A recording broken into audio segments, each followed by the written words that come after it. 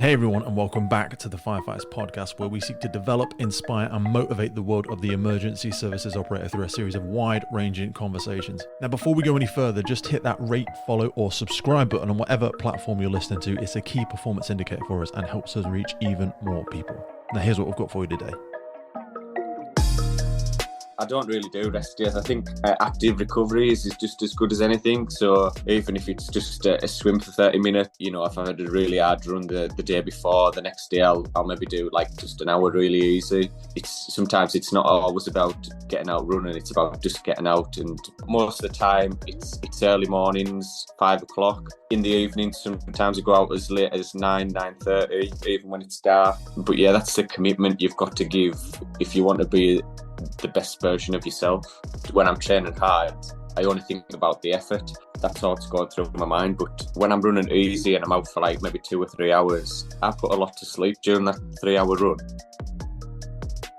This episode of the podcast is brought to you by Gore-Tex Professional Fabrics. Now, we all know the working environment of a firefighter is filled with challenges. We face serious risks on the job, such as heat exhaustion, burns, physical and mental stress, and we frequently come into contact with high levels of toxic chemicals. Now, I've been wearing Gore-Tex for nearly 2 decades on the front line, working in hostile environments, tackling challenging incidents from firefighting to water incidents and in urban search and rescue environments. Gore-Tex have a well-earned reputation for protecting professionals in the fire and emergency services through their family of highly innovative, waterproof, breathable moisture barriers that exceeds global performance standards and are trusted worldwide.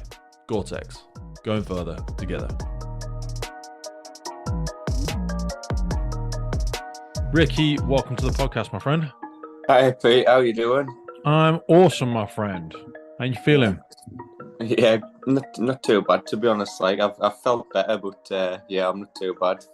I was just catching up on some of your injuries. Actually, you've been a poorly puppy for a little bit, my man. Oh, just recently, and the more we got married last month. I don't know. I probably said, didn't I? And, yeah, you did, man. Congratulations. Yeah, thanks. I went out for a run on the morning, and I slipped, and I thought I'd broken a bone in my foot, but just been a bad sprain, so I haven't ran for 5 weeks, which is doing me head in a little bit. Like, yeah, when you slipped on black ice, wasn't it? Yeah. That's got to be a fucking horrible frustration, that is. Oh, it's so frustrating, like, because, it's running to something I do every day, and most days is twice a day, so to not be doing it is really hard. I bet it's hard for the mental aspect of it as well. Yeah, because I think, running for me, although I love competing and everything else, running, part of it is just getting out and on my own. I think I need that time on my own all the time, like. Mate, I'm absolutely the same freaking way, whether it's training, whether it's walking the dog. The dog is about the only company I can tolerate for long periods of time like that, but also bloody audiobooks and podcasts. As I've gotten older, I have come to realize more and more my requirement for my me time is so important to me, and it makes me a better person around the people that I'm around. And at times, like initially, that can make you feel really guilty and really selfish and stuff like that. It's not. I always say to people, it's not about doing that time instead of somebody else. Like you yourself, you get up stupid early in the morning, the same as me. It's about if you really want it, and it's really important to you, do it at a time that's not going to affect the rest of your family. But if you really want it, that's kind of the line. That's when you know if you're willing to commit that to yourself more than anything else. Yeah, and getting up that early in the morning is a big commitment, like, because you're sacrificing a little bit of sleep, but you're looking after your family as well, because you're getting out early and it's not really affecting them because they're still in bed. I also think of it just like a general block of time, like something you could shift up and down like a slider, like the old abacuses and stuff like that. If I say to myself, I need an 8-hour block and I'm going to get up at 5 or 4:30, well, that means I need to be in bed by 8:30, 9 o'clock. And that's the bit that some people struggle with, depending on the age of their kids and what they want to do with their partner in the evening. They can struggle with that. But me and my partner, we put our daughter to bed and then we fucking go straight to bed ourselves. Now, I know that's an elitist view, or people are like, oh, well, that's easy for you.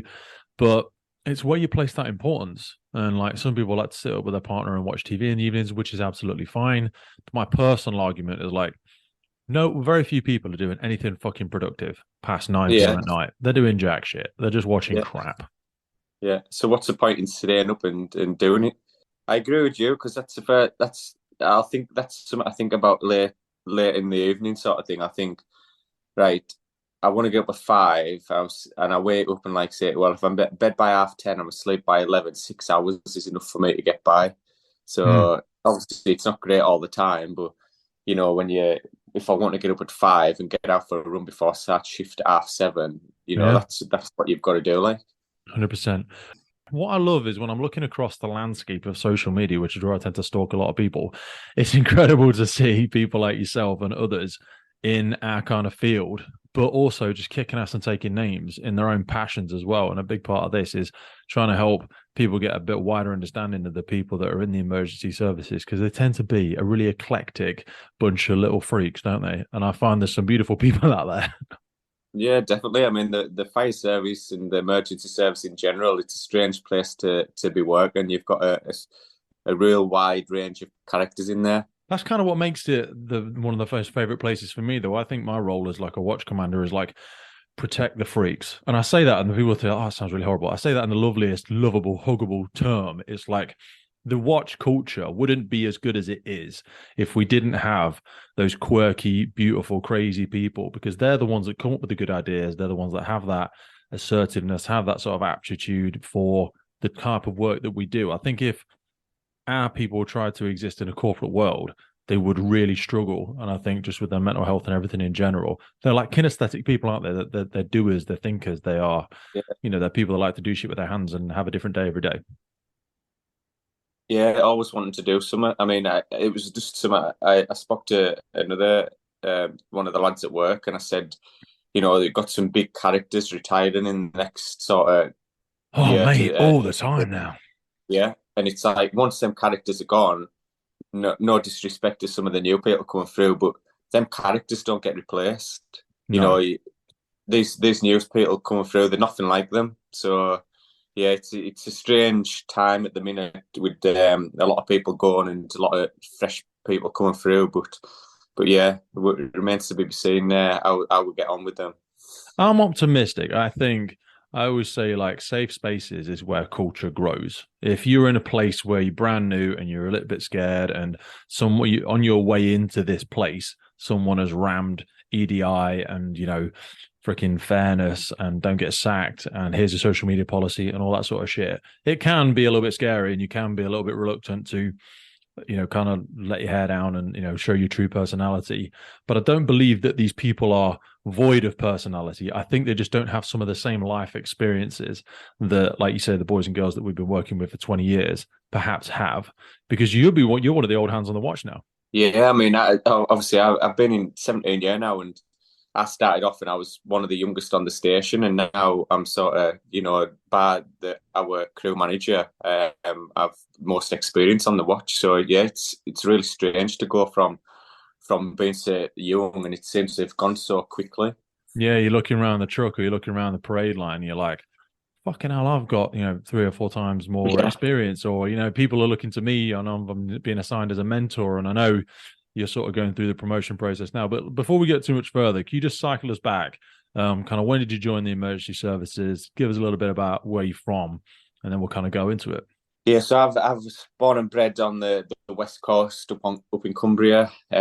Joined I applied initially for the fire service in 2004 and never got through. Applied again in 2005 and got through for 2006. So I've been in since then. I've been a firefighter for all of that time until last couple of years. I've done acting up, and I've decided last year I went through the promotion process and was unsuccessful, and this year I've gone through and I've just got through to the interview stage again. Congratulations, my So man. yeah, Why the yeah. Well, decision to try and push for it now? um, I think I reached a point in my career where I want to be the one dictating and telling people, what happens rather than somebody tell me what I need to do. Yeah, 100%. You kind of get to that point where it's not Yeah, like you think you can do it better, but you almost don't have an obligation, but you've got so much experience, wisdom, comfort in those sort of challenging situations to be able to give direction without being in that sphere of panic. Sometimes I see people only in a year or 2 years going for promotion. There's nothing inherently wrong with that, but I yeah, just feel like they haven't got a wide enough sort of holistic view of different incidents and operating under pressure. And so that's sometimes you see when like the new promoted person tends to accidentally micromanage the crew, and they do it out of like a lack of self-belief. They hide behind their own inadequacies. Sometimes that might sound really harsh, by like micromanaging people how to be a firefighter. And I always say to them, I'm like, look, if you weren't there, it'd probably be absolutely fucking fine. They'd probably do a great job if you just stayed on the truck. So your job is not to tell them how to set in hydrants and run out jets and all this sort of shit. You are just the gentle hand on the tiller. Sorry. Yeah, definitely. And there's a lot of people coming through now who's, and I've got nothing against this. Like, if you want to go for promotion pretty early, that's fine. I didn't in beginning of my service, and I think that was because I was working with a lot of lads and lasses who had so much more experience. I felt as though it wasn't my time to step up at that point. Okay. Whereas now I'm getting people, or there's people service wide that haven't had so much experience, and they're already stepping up to crew managers, watch managers, and I feel as though I want to be in charge and giving the sort of orders, and rather than being in charge of me. Yeah, 100%, my friend. You were not recently, but well, you recently got married, but then you also became a dad in like the last 10 years. You had your son as well 2 years ago. How has that kind of changed anything, or has it changed your perspectives on like how you come across to other people? Or because I always think that's a new chapter in life and it makes you kind of reframe things. Yeah, I mean, my daughter's 9-year-old now, and I had my daughter since sort of when, I wouldn't say the height of my running, because I don't like to say it's quite over yet, but in 2013, that was when I had my daughter, and I had some of my biggest wins in running, and most success. And having my daughter back then, I sort of managed and juggled training, work, and looking after her pretty good. But it's only when my son's come along a couple of years ago that I've found a big difference, because obviously my daughter was grown up, sort of 9-year-old. She was going to school, so I had that time to myself through the day, and then I find myself back at the start almost again. I've got Joy. I've got to drop Isabel off, and then I've got Joy right through the day. So to fit training in, it's either early in the morning, late in the evening, and it becomes really difficult. But like we were talking about before, we'd looking at how much sleep we get and everything like that. You've got to try and program it in, and I believe that if you want something bad enough, you'll do it. So that's where it comes into getting up early in the mornings and sacrificing a little bit of sleep, and a lot of self-discipline. So your level, I know we've kind of skimming around it there, we haven't really gone into it yet, is like people won't know this because we haven't got into it yet, but it's like your level of discipline. And when you say trying to fit training in, give us the elevator pitch. How would you describe what you do in an athletic capacity? In an athletic capacity, well, I'll rather than try and describe what I do, I'll give you this. This just comes a bit as normal to me. So last Give me year, the CV. What you been doing? What I've been doing. So last year I ran a race called Man v Horse. It's running in mid Wales, and so the kids had chicken pox. We had to cancel the holiday, which meant that it was moved, and I arrived back on the day of the race.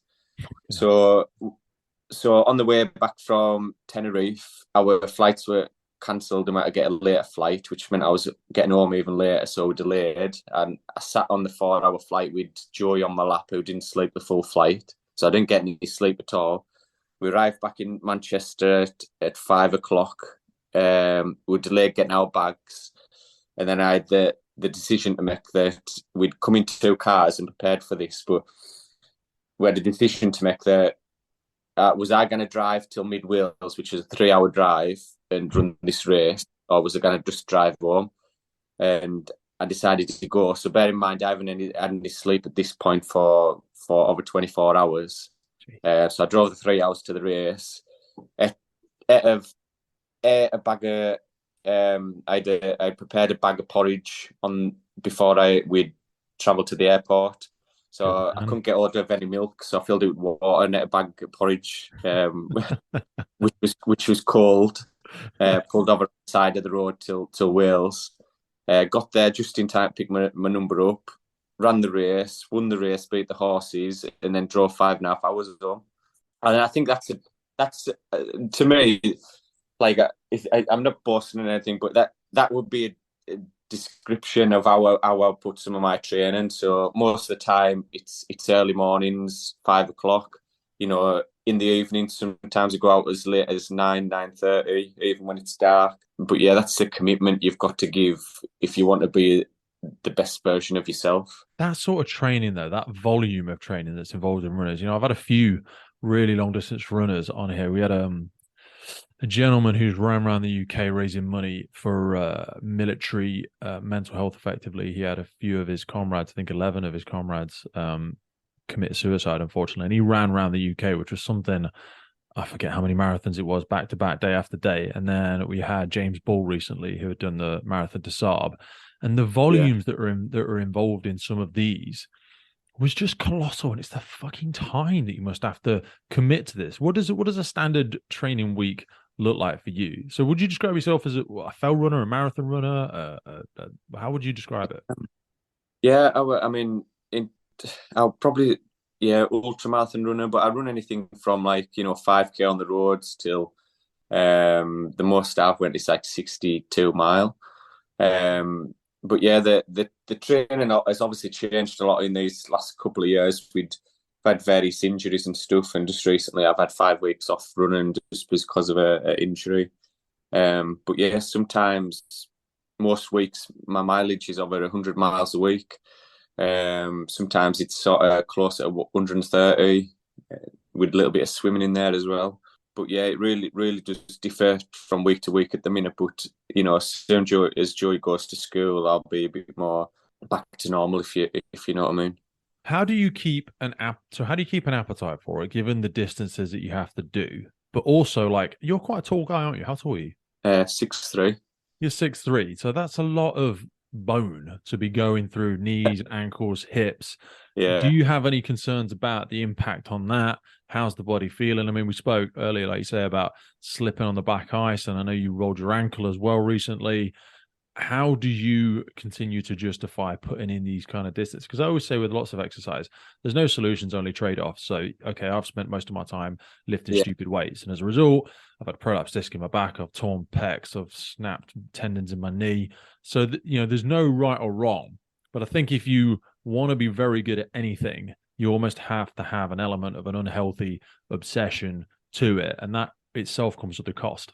Yeah, definitely. I mean, running to me is exactly what you've just said. It's an unhealthy obsession, and I admit I am obsessed. It's like it's almost like a drug. It's something I need every day for more than just one reason. But yeah, when it comes to self-maintenance, I think a good thing as a firefighter, what can help us is the gym at work, and I think keeping everything else strong around those key points like your knees and your ankles and stuff. So keeping everything else strong around it helps it keep it strong altogether. Because you do a lot of core work as well, don't you? Yeah. So a lot of core work, a lot of strength work, and I think this is a really important part of just keeping a strong body. Seeing the physio regular and stuff like that is just going to keep ironing them knots out and keep any tight spots at bay, sort of thing. But yeah, you've still got to do a lot of self-maintenance. But I mean, with regards to thinking about the impact of later in life, it's I live for now, not for in 20 years. Do what you can now. Just enjoy it. I always think with anything in your body, you're kind of strategically managing the decline. And I don't say that as in pessimistically, but I'm like, when you get older, I feel like you just have to train smarter. Training harder is kind of a bit of a trick. It's like a bit of a young man's game. You can fuck up and, do all sorts of stupid shit and overtrain or anything like that and just kind of get away from it. You can just apply physical horsepower to something and make it through certain things. But as you get older, you really do need to just train smart. It doesn't mean train less. It doesn't mean take your foot off the gas. It just means be more strategic in my mind about what you're doing. Yeah, I agree with you. And that's something I definitely have learned as I'm getting older. I think training smarter is the key rather than, when I was younger, like I was the sort of lad what would would knock miles and miles and miles in, and then go on the bike for another couple hours at the end. Hmm. But I feel as though right now my body doesn't need that, and I've built up that much stamina over the years that I don't need to train really, really hard. I just need to train hard and smart. How often do you have rest days? Well, I've probably had more rest days in these last sort of 6 weeks than I have in Yeah, I 5 years. appreciate that. I know you're in a kind of a special moment at the minute. Yeah, I don't really do rest days. I think active recovery is just as good as anything. So even if it's just a swim for 30 minutes, or if I had a really hard run the day before, the next day I'll maybe do like just an hour really easy. But yeah, like you say, sometimes it's not always about getting out running. It's about just getting out and being out in the fresh air. Yeah. Rest days for me or active recovery are swim or bike because it's very Yeah, low load. It's very easy on the body, but it still allows me, like I was saying, like, I think it's a bit of a trick when we talk about discipline because the discipline, ironically, for me, would be trying to not do it. I have always used exercise as a bit of a mental crutch. Like I need to lean on it on a daily basis. Otherwise, I have a bit of a wobble. yeah, I would agree totally with you there. And yeah, for me, it definitely is something I need to do every day. It's and I try not, like, if I don't get out of the house for whatever reason, you can tell, and I try not to let it affect us that much, but I honestly can't help it. It's just it's part yeah, it's part of what makes me. Yeah, 100%. I wanted to ask you about music. Do you run to music? No, I don't, and I never have. No. Why? You know what? So many people say that when I speak to some long since running. Some justify it because apparently in the rules you're not allowed to do it when you're racing because it's like you might Yeah, fucking hurt yourself or something like that. But then when I think about having to run for hours on end with nothing but my own thoughts, I would personally find that really difficult. And I don't know if that's just a mental weakness of mine. Have you always done that? Because you've been running since you were like 15, right? yeah, that's right. I mean, don't get us wrong. I love music. I listen to music all the time. But when it comes to running, when I go running, even though I'm training hard sometimes, and when I'm training hard, I only think about the effort, or that's all that's going through my mind. But when I'm running easy and I'm out for like maybe 2 or 3 hours, I put a lot to sleep during that 3 hour run. Really? I think about anything from food, what I'm having for my tea, what I'm doing tomorrow, what tomorrow's run is, what time I've got to be back for the kids, and I've got everything down to the fine art. So, most, like, I live out on the west coast of Cumbria, and I'm sort of about 22 minutes from Keswick. So Okay. I know Keswick's exactly. beautiful. Well, it's an amazing place to live, and I've got it down to, like, I know how far it takes us exactly to get to certain places, and my getting out running is when I am going out running. Because I've got times to meet, like, get back to pick the kids up, or get back and pick shopping up and then get the kids up. I know exactly how much time, so it's all about time management. I think when I'm running hard, there's nothing more than I like that. I've got my own thoughts in my head, and if I'm running hard, all I'm thinking is that effort. And I think that's, when you finish the run and you feel absolutely knackered, Hmm. that's something what you can't get from anywhere else. You get that runner's high, don't you? You get that dump of all the endorphins and dopamine, and that's chemically that's the best way to get those natural drugs that other people try and seek through other means or other drugs or caffeine or whatever it might be, because the way to naturally get them sits on the other side of a shitload of effort is the problem. Yeah, yeah, exactly. And I think if I listen to music when I was out running, I don't think I'll get the same experience. So, that's the reason why I never have. And plus, I know this is a bit cliche, like, but I just love the sound of nothing as well up on the fells. Mm. You might got the birds and the stuff and the wind or whatever's, but apart from that, you've got nothing else, which is like, it's just so nice to be away from everything. I know what you're saying. Sometimes like when you look at the clock, but you've not actually looked at it and you don't realize what the time, like you Yeah, look at it and then someone goes, "What's the time?" You've looked 3 times, but you haven't really seen it. And I think about that when I'm out in the countryside and stuff. You're looking around at stuff, but you're not really looking. And then when you yeah. finally look properly, you go, "Fuck me, that's beautiful." Yeah, You're like, yeah, wow. And you almost have like that out of body where it's almost like the film comes away from your eyes, that like you finally scrape away the shit of general society and go, shit, this stuff's in front of me every day. And you go, yeah, wow, this is really beautiful. And there's almost a sereneness to having those moments of presence. And when you're really struggling with stuff, it does allow you to shrink out all of the other mess, because you start to become more and more present because you're required to, because you're putting in a tremendous amount of physical effort. It almost puts those theoretical blinkers on where you forget about work, social media, shit and piss and all that sort of stuff, and you are just present in the moment, because that it requires that level of focus, and that can be a really beautiful spot. yeah, definitely. That's exactly it. I mean, just being away from, like you just said there, social media, work, and forgetting your thoughts. And really, when I go up on the fells or the mountains, I could be absolute anywhere, and Yeah. you've not got another thought except the next foot in front of you, the next step in front of you. So talk to me, because some of the competitors that I've spoken with for a variety of sports, but certainly in running, some of them live in the city, and some of them I actually spoke to a marathon runner that was out on the rigs and stuff like that. You do some training at work every now and again when you have to and when you're forced to get it in. So talk to me about treadmill versus road running. Is there a tremendous amount of difference, even like the stability and the resiliency that you develop in your ankles? Because when you then get out there onto the fells, or like this man versus horse stuff, I would imagine if you did just narrow yourself down to one training method, you could be exposed heavily to some of those challenges. Yeah, you could be. I mean, using a treadmill at work it is what it is. It's being able to get a run in while you're in your either lunch break or your allocated gym time, Yeah. and for that reason, that is an absolutely great tool to have at work. Not a lot of people get that opportunity where they've got to stay at work and they could go for a run, and so I think we're really lucky in that way. So yeah, I use it as a training tool. I don't Okay. spend a massive amount of time on there.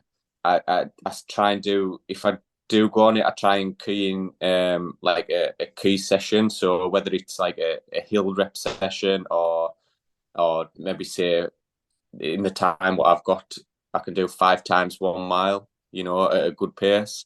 And Mm. our treadmill at work goes up to like 4 minutes 12 Jesus. for a mile. Yeah, which is pretty quick. So it's a good treadmill. And Yeah. I used it ever since I joined. And like I say, it is a great tool for not being able to get outside. Isn't there a But difference between the fact that you don't have to kind of pace yourself, or like the pacing is kind of done for you, isn't it? I find it easier to run a treadmill. Now, I don't run anywhere near as much as you, but it's like I'm forced to keep going. Whereas when I'm out running normally, every third step, my mind is like, dude, just fucking stop. Just yeah, fucking stop. And it's harder for me to keep a pace. Like I use Strava, and every half a mile it clocks me. And I can range between 8 and 11 minutes, obviously depending on the terrain, but also I just don't think I'm as good at pacing myself. Whereas I know I won't develop that skill if I just go on a treadmill all the time. But I feel like when I am on a treadmill, the kind of discipline is taken away from me a little bit, because there's a cost to not keeping up. You can fucking fall off. yeah, yeah. Yeah, I mean, in that, it is easy on the treadmill because you set the pace and you go at that pace for a certain distance. But I mean, even you know, them runs on the treadmills are really boring, like because you run the same pace, and Yeah. quite often if you change the incline now and again, every 3 minutes or something, it just chops you up a little bit and allows you sort of your mind not to just drift into that monotonous sort of Yeah. 40 minutes of same pace running. Hmm. But yeah, the treadmill is a great tool, but it obviously it doesn't replace what you get out on the trails or the fells, and you couldn't use it as um, one tool for training for that full marathon. Or Hmm. but yeah, it is a good tool to have in your pocket if you're at work. Now, you spoke about what it's like going into the races, but after you've done some of these big, 60 milers or something like that, how do you manage recovery after something like that? Have you got any sort of tips or things you've picked up over time, or things that work for you around ice bath, saunas, stretching, compression? Do you have anything that is your kind of go-to? And is there any kind of like bullshit myths that you hear thrown around that actually don't work? Well, I'll be honest with you, Pete. Like when it comes to nutrition and recovery, anything like that, there's probably loads of stuff I could do to help my recovery. Really? But yeah, but I don't do enough all. Like, I mean, I run the race. The next day, I'm probably out running, doing about an hour's run or something, just steadied away. You know, I do I do like to go on the physio, but I don't know if I like going on the physio just because I like getting massaged or because it's for recovery. Yeah. So, Well, but the yeah, I argument honestly, is if it feels good, then it has a tangible benefit as well, right? Even if it is oh partially placebo, if it makes you feel better. Like I do assisted stretching sometimes with people, and I have people I could stretch by myself, but it's nice to have someone else kind of manipulate your body, and yeah, yeah. it's really fucking good. Yeah, and I mean, if I had the opportunity to do stuff like that, if Joan from down bottom of the street come along and said, "Listen, Ricky, do you want us to help you stretch?" and she did it all for us, I'd say, "Knock yourself out." Yeah. But yeah, it's like I haven't got time to stretch. If I'm gonna go out, I want to go for a run and use that time wisely. Yeah. Yeah. So yeah, I haven't got time for recovery really. Like I just maybe have a milkshake straight after or something and make sure I'm hydrated. That's probably, in my opinion, that's probably one of the biggest ones you can do. Like just get rehydrated pretty quick. What does hydration and nutrition look like through some of these longer races? Because I mean, how long would a 60-mile race take? So yeah, I mean, yeah, a 60-mile race, depending, can take anything from like 7 till 12 hours, depending on the terrain or the elevation. Do you bother Uh, taking anything on during that, or? yeah, so sometimes it's like over the years, I've not absolutely got stuck on anything to say, right, that's my go-to during a race. And I found for a long time I was using really high sugar gels and stuff like Mm. that, and they just weren't working for me. But I couldn't find anything else. But more recently, I've used some other stuff with less sugar in that, and I find that there's a drink company called Tailwind Nutrition, and I Mhm. find it's really easy on the stomach. You can make your drinks up beforehand with this powder, and if you drink them often, you don't need to really eat food because you get enough calories and everything else from that one drink. So apart from bananas and taking that, I haven't really used a lot else in the last couple of years. No, whenever I've done big mountain stuff over a couple of days or something like that, I tend to just put different combinations of electrolytes or salts or, like you say, almost nutritional supplement powders into my camel pack. And Right. over the space of a couple of days, you actually can get away with not eating much at all. You don't lose a massive amount of energy as long as your hydration stays up and you get in those electrolytes and the key nutrients back. You'll lose a little bit of weight.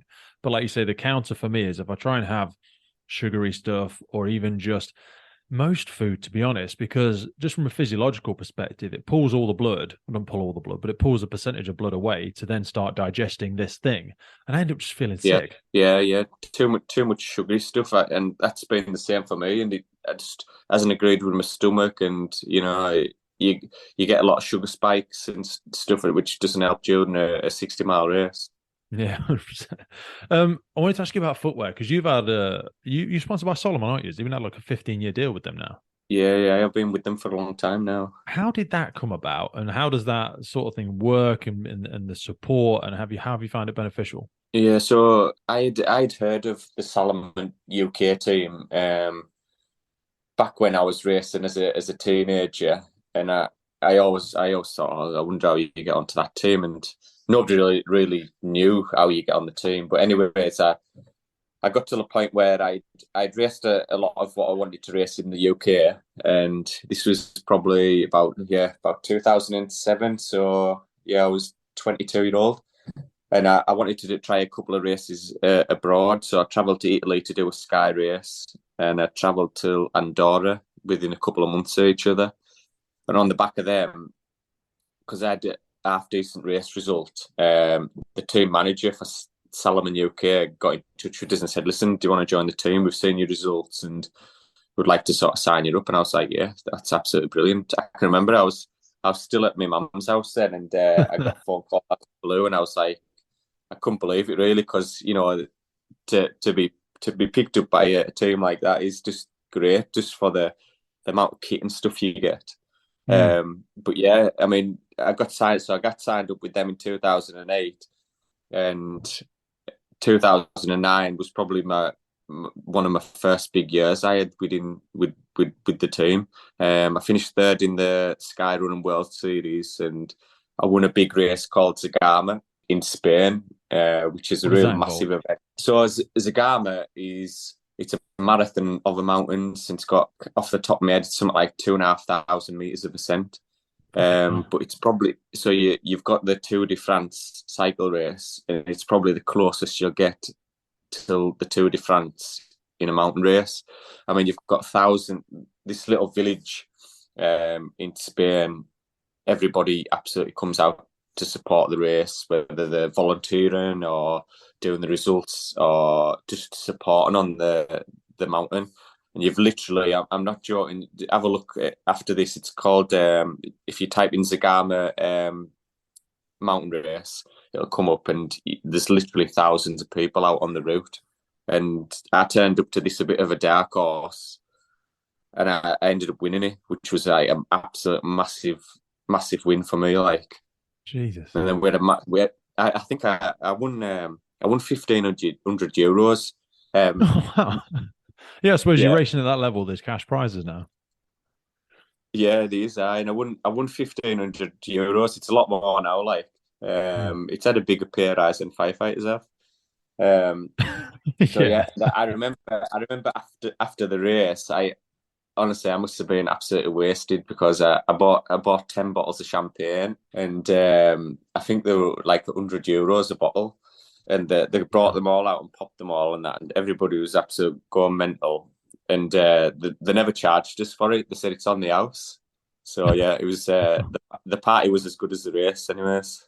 Yeah, I was just reading on it now. So the event roams over one side of the Sierra of Aizcorri, 5,200 meters in length, a positive height gain of 1,015 meters, 250 runners. 250 runners take part.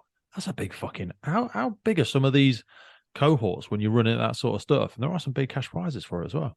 Yeah, I mean, they have to limit the number of who get entries to the Zagama one, because they have like a ballot where you've got to register to get. I was going to say, do you have to have like a bit of a CV? Like, when I've been listening to like all the Goggins crap and all that sort of stuff, you can't enter some of these races unless you're at least sort of, you've qualified yourself as a legitimate runner. They don't want some fucking idiot like me turning up just saying, "Oh yeah, I think I can do this," and comping out after 5 fucking miles. Yeah, I mean, you could enter via the ballot, and if you get picked, you get entry. But yeah, they do reserve a number of places for elite runners. Some of these are climbing on assisted lines. The inclines on some of this, they've actually got like guidelines lined up, because some of the inclines on this. Do you run with poles? Do you ever use that? Because I see some of these racers going on the poles because the incline's ridiculous. Yeah, I don't use the poles, but I mean, yeah, it's absolutely unbelievable race. But there's races all over the world. Like there's one in Borneo in Malaysia, and that's you run from like 2,000 meters up to 2,300 meters.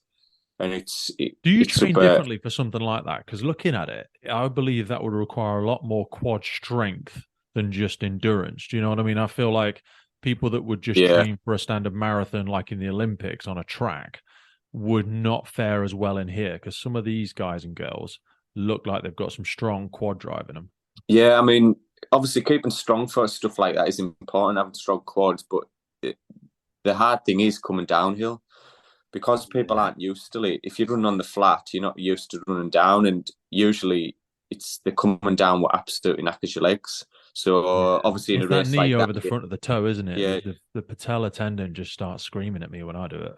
Yeah, and well, that's it. And when you're doing it multiple times, so if you're climbing up 1,000 meters and down 1,000, then back up 1,000 and down 1,000, that can have a massive detrimental effect on how you perform. So if you're not used to doing it, or you're not training that way, your race could be over within that first descent. That is just crazy. Some of the stuff on these guys and girls is just unbelievable. Have you got like a hit list of some of the races that you're still yet to do? Because you're still a very young guy in the grand scheme of things. Because I think with endurance runners, they tend to be able to, or runners, that compete in your kind of sector, there's kind of a longer career than like explosive, like a basketball player or a powerlifter or something like that. Have you got a hit list of things you want to do? Yeah, I mean, obviously, my last few years have been dictated more because of family commitments. But yeah, I mean, I used to race abroad, you know, maybe sort of 7, 8, 9 times a year. And but in the last few years, and with COVID here, and I haven't really been abroad to race much apart from last year, representing Great Britain at the European Championships. But yeah, these still a lot of races I want to go back to, and there's still a lot that I want to have a go at. There's some in the UK which I want to have a go at as well, but it's just getting around to them and getting the time. Just time, isn't it? It's like Yeah, you got to strike that balance of healthy selfishness, but then also, like you say, when you see some of the people that haven't got families, because families bring a tremendous amount of benefit and fulfillment and a different sort of happiness, but still, there's that aspect of, oh, I'm running out of time to do these things that I want to do. I think that's what I struggle with most when I have this laundry list of things in my head that I kind of want to do in my life. yeah. I mean, with having a family, you can't just take all the time, and No. a lot. Obviously, being a runner is a really selfish sport because everything you do is to benefit yourself, and it doesn't really owe to the family because you any training you need to do is time away, and you need somebody to watch the kids, just stuff like that. And I think that's why I've sort of knocked it back over these last couple of years because I've got to be realistic, and I do want to spend time with my kids, and Yeah. I don't want to be that selfish. But like we were just talking about before, that's where it comes in training smarter, not harder. Mm. So there will be a time when I'll do more training and then turn up and go and do these races. But just for the minute, I'm quite happy where I'm at. There's And also a plus, I don't balance, like. though, isn't there? Sorry, about like kids learn with their eyes, not just their ears. So I always think when people Yeah, talk to their kids about, well, go and pursue the thing, live your fucking dreams, go for that. And I believe in all of that as well. But when I stand in the playground, sometimes I listen to people saying, try your hardest, do your best. I'm like, the kid is learning with their eyes as well. So they're also looking back at mom and dad and going, well, are you trying your hardest? Are you doing your best? They're well within their rights, really, to say something like that.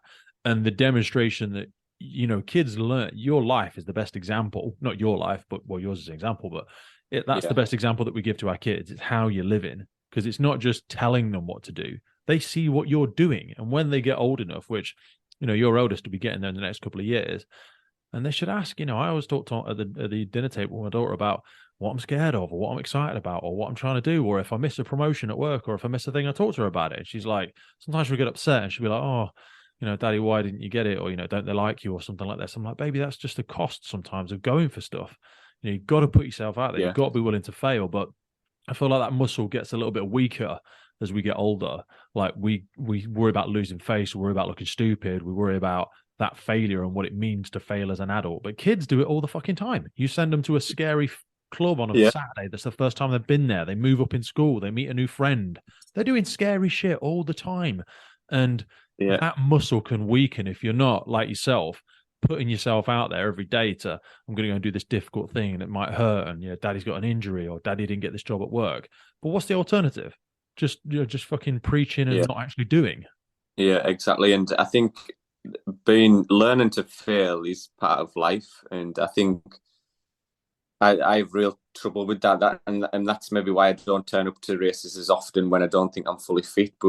But yeah, there's been times where I've struggled and I've not won. I've failed and I've been nowhere. But that's obviously when we learn the most, or certainly I have. Anyways, I've learned 100%. my weaknesses and I know how to adapt. I wanted to ask you about footwear for a second. Now, I know obviously Salomon's a big partner of yours, but did you ever actually go and do the whole like get your gait measured and the balance and the where your weight is in the feet? Is that an essential thing for runners to do, or is that a nice to? Because I've been to some of them shops and they're pretty Gucci, and like I feel like it made a difference, but I don't know if I'm just telling myself that. Yeah, I mean, I've had it done before, and I've had custom shoes made. And to be honest, my feet. Part of the reason I think I've been with Salmon for so long is they fit my feet so well. So I've had no issues. So I can wear a pair of shoes straight out of the box, and they'll be fine. I don't get blisters or anything, which I'm really lucky with. But Yeah, I mean, if you have got the money and you can go and get a sort of custom pair of shoes fitted, I would say go for it, especially if you're having a lot of issues with off the shelf shoes. But if you find that you're getting along with shoes fine, I wouldn't waste some money. I wanted to take you just for a second back into our sort of professional life because I appreciate we've skimmed away from the fire service, which is totally cool as well. Like, but why have you stayed doing it this long? Sometimes you see people come into the job 5 or 10 years. What is it about the job that you do that you enjoy, both from like the life balance or the purpose of the job or like experiences you've had? Why do you still do it? I mean, I'm not one for chasing money. If I get paid a amount, I know how much I get paid, and I live within that, and I don't want anything more. You know, I'm happy with what I've got. So that is one reason why I'm still in the fire service, and it has a really good work life balance. You Mm, know, so I live 8 miles away from my station, and you know I can either bike or run in, or I can drive to the fells in the morning, run on the fells, and then go to work. yeah. And it's just a perfect combination, really. You know, you get 2 days, 2 nights, 4 days off, and it's great for childcare. The balance is really good. It does, apart from the kids, but it does allow me to get my training in as much as I want.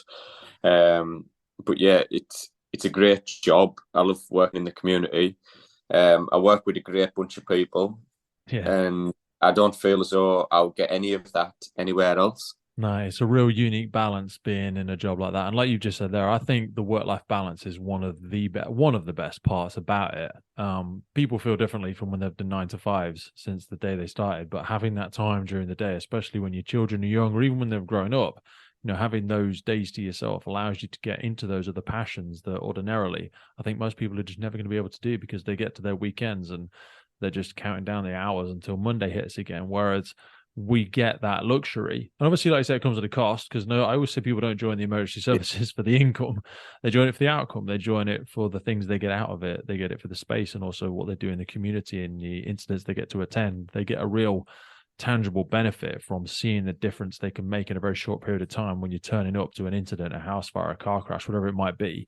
You're kind of fulfillment spectrum is shorter because you get an immediate return on what you've just done. You go somewhere, you do something, and you can see the obvious difference that you've just made. Yeah, exactly. I wanted to ask you before we sort of round it up for people that are trying to get a little bit fitter, trying to get a little bit healthier, we'll see couch to 5Ks and all that sort of stuff. Is there anything that you think would be appropriate for somebody that was trying to get a little bit fitter or wanting to start doing running? Because it's a long chasm to be looking at someone that's doing 60-mile runs and thinking, oh, well, it's fucking fine for Ricky to say that. I'm sure he'd be doing it all of his life. But for somebody that, especially firefighters, mate, we're getting into the job now and we're having to stay till we're 50, 55 years of age. So having a good engine, passing that annual fitness test, you've got to acknowledge that there's got to be a little bit of cardio. You've got to be putting something in there. Yeah, I mean, when it comes to stuff like that, it's like obviously I want to do it and I want to get out every day, and that I am really self motivated, and I understand that not everybody's like that. And so I think one of the biggest things is probably joining a club, or having a group of friends where they go out regularly. Because Having that social if you tend to accountability. make it, Yeah. yeah, so you tend to make a day, you tend to stick to it, don't you? So I know that our club, they've got a day through the week what they meet, and most of them get out during the week. And yeah, and if nobody was planning to meet, it's really difficult, especially during winter, the dark nights, and when it's wet and really cold. You don't want to go. You don't want to go out, and I'm gonna go out training tonight on the bike, but I don't really want to go out. It's dark, it's cold, and it's wet, and but if you arrange to meet somebody, you're gonna do it. So that's one of the biggest tips I think, and I've always said that right from the beginning for anybody who's looking for that motivation to get out. Yeah, find that accountability, whether that's somebody you meet up with Yeah, online or whether that's somebody you meet up with in your community, hold yourself accountable to somebody else. And also, like I say, like share it with the people on your station, share it with the people on your watch. I'm going to do 2 runs this week. And they'll fucking ask you, yeah, how did you yeah, get on? And you'll just feel like an yeah, absolute dick if you're like, well, I didn't actually go. Do you know what I mean? So there's kind of that aspect yeah. to it. Yeah, and it's same at work as well. Like we've got a good sort of healthy fit watch. But I mean, I'll go in the gym probably every day I can, you know, and I say that time is I'd rather be doing something at lunchtime than just, you know, sitting about. You know, I have something to eat and then I'll go in the gym, or go in the gym and have something to eat. But I'll go in every day, and if I go in, somebody else tends to come in with us, even though they didn't want to. Yeah. But they've just got that company in the gym. That's the thing. That's where I think it can be kind of a trick as well, like I say, because it's the value of the people we place ourselves around as well. Because if you do work in an office and you've got to really go out your way and you're the only person that's doing it, it can be really fucking hard. Do you know what I mean? There's more barriers in place to do that.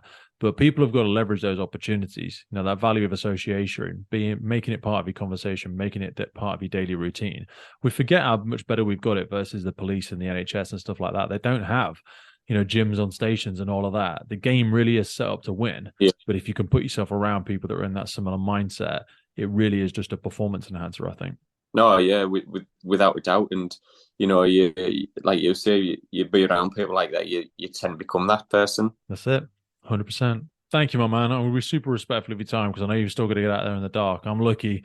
I did my training session in the morning. It was 5 miles on the bike, a bit of back and biceps, and then jumping in the ice bath. So I'll let you get out there into the beautiful, miserable darkness, and careful with that ankle. And I know you had a bit of a chest infection as well. So I know you'll be training smarter rather than harder and getting back on it. Cheers, mate. And I'll speak to you soon. No worries. Cheers, mate. See you, mate.